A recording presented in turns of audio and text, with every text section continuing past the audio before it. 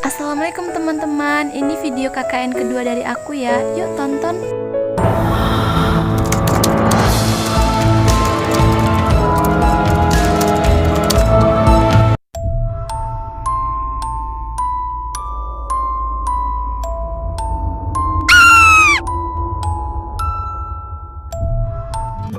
Ketindihan atau sleep paralysis.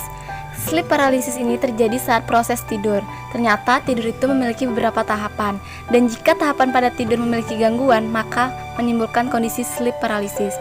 Sleep paralysis itu sendiri adalah kejadian di mana tubuh tidak bisa bergerak dan mulut tidak bisa bersuara saat tidur. Menurut kepercayaan masyarakat, sering disebut ketindihan ini dikaitkan oleh adanya makhluk gaib atau syaitan dengan suasana yang menyeramkan karena biasanya ketindihan ini terjadi pada malam hari ataupun saat senja. Pada saat tidur, banyak orang mengalami hal-hal seperti ini, dan ini dapat menyebabkan halusinasi yang menyebabkan kita melihat adanya hal-hal makhluk yang tidak kasat mata.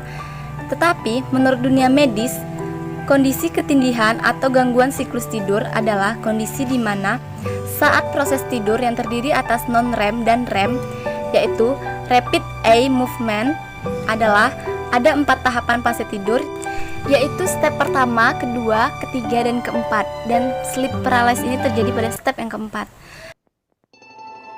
Berikut gambaran dari kondisi sleep paralysis. Pada saat seseorang sedang enak-enak tidur, tiba-tiba saja badan terasa kaku atau mengalami lumpuh sementara. Mulut ingin berteriak minta tolong tetapi tidak bisa mengeluarkan sepatah kata pun, sehingga hati menjadi cemas dan badan menjadi ingin bergerak namun tidak bisa. Akhirnya setelah berusaha beberapa menit, mata pun terbuka namun menimbulkan rasa trauma yang mendalam. Berdasarkan jurnal penelitian mahasiswa Fakultas Kedokteran Univ Udayana, sleep paralysis disebabkan beberapa masalah psikologis yang menghasilkan kecemasan, kepanikan, dan gangguan halusinasi berlebihan, sehingga saat mengalami ini seolah-olah seseorang tersebut mengalami atau melihat dan merasakan adanya gangguan makhluk supranatural yang menindih badan seseorang tersebut. Dan kejadian seperti ini bisa terjadi berulang kali atau lebih dari sekali dan menyebabkan rasa trauma tersebut lebih mendalam sehingga menyebabkan gangguan atau bipolar dari psikologis atau mental seseorang yang mengalami hal ini tersebut. Akan tetapi, pada proses sleep paralysis itu sendiri, mengapa kita bisa mengkait-kaitkannya dengan keadaan makhluk supranatural atau kehadiran mereka? Karena pada kondisi sleep paralysis terjadi, seseorang tersebut mengalami penglihatan yang buram dan kesadaran diri yang tidak sepenuhnya, sehingga menyebabkan kita berhalusinasi berlebihan dan merasakan kepanikan yang cukup berlebihan juga. Tentu bukan hal menyenangkan, bukan, ketika kita tidur mengalami hal seperti ini. Jadi bagaimana solusinya? Yuk tonton videonya sampai habis.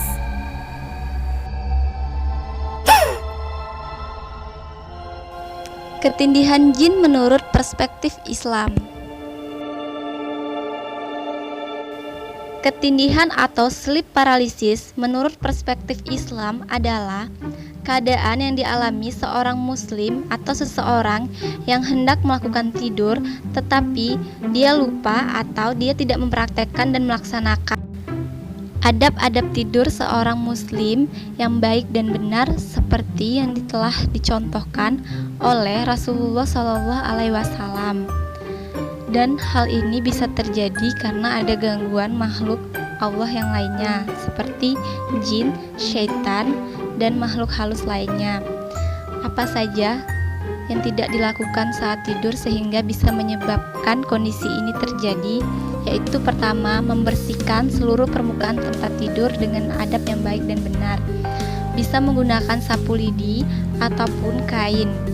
Pertama-tama, sebelum menebaskan sapu lidi dan kain di seluruh permukaan bagian tempat tidur, kita harus membaca doa terlebih dahulu. Setelah itu baru kita tebas-tebaskan dan tepuk-tepukan seluruh permukaan kasur atau tempat tidur kita. Dengan begitu, syaitan ataupun makhluk gaib akan lari dengan sendirinya, karena mereka tidak suka tempat yang bersih. Dan yang kedua, yaitu membaca doa sebelum tidur, sesuai dengan ajaran Islam. Sehingga dengan begitu, insya Allah tidur kita akan tenang. Adab-adab sebelum tidur. Berikut adab-adab sebelum tidur secara Islam. Yang pertama, tidur tepat waktu. Yang kedua, jangan lupa berwudu. Yang ketiga, membersihkan tempat tidur sesuai dengan ajaran Islam. Yang keempat, berbaring miring ke arah kanan dan tangan di pipi. Yang kelima, baik itu tidur sendiri maupun berdua, kita tetap harus membaca doa. Yang keenam, baca doa seperti yang dianjurkan oleh Nabi Muhammad SAW, yaitu surat Al-Ikhlas, Al-Falaq, dan An-Nas. Lalu tiupkan kedua ke telapak tangan dan usapkan ke seluruh badan dari kepala hingga ujung kaki.